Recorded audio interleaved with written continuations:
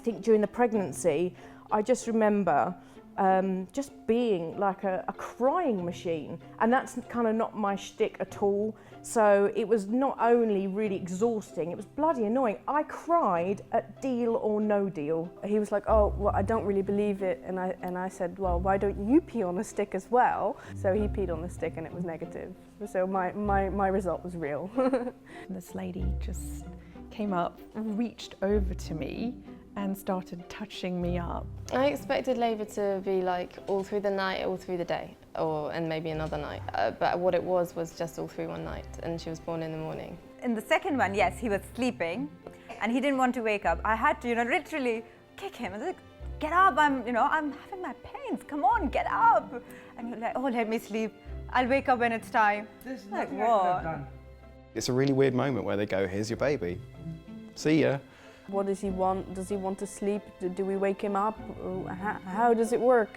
How do you put the nappy on? I don't know. Haha, my partner was fine.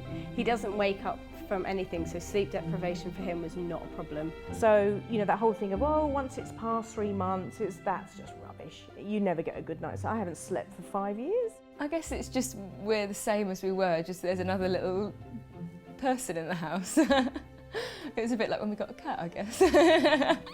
When they're small, you plop them down, they don't move.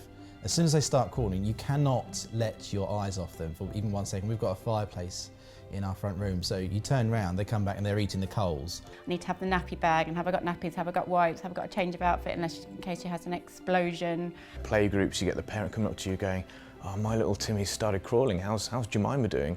And you're there, well, she hasn't started crawling yet. And they're like, oh, well, that's a shame, never mind. He squished this red paint on the floor, put his foot on it, and then he walked all over the house, on the carpet, everywhere with the red paint. So we had small footprints all over the house. Yeah, you cleaned that before I got home. It's how quickly emotions change from being completely unapologetic about something and upset and, streaming with tears, and then, oh, a motorbike. Learning to talk is great. My daughter's first word was daddy.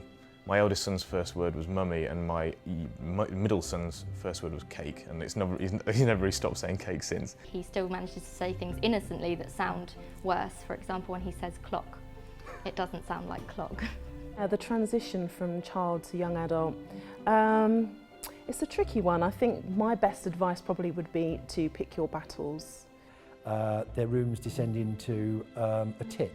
I missed that time when they were little, when they were babies. Nice to see him mature into a really nice young man that I'm very proud of, and I take full credit for, obviously. When you put like a do not enter sign on the door.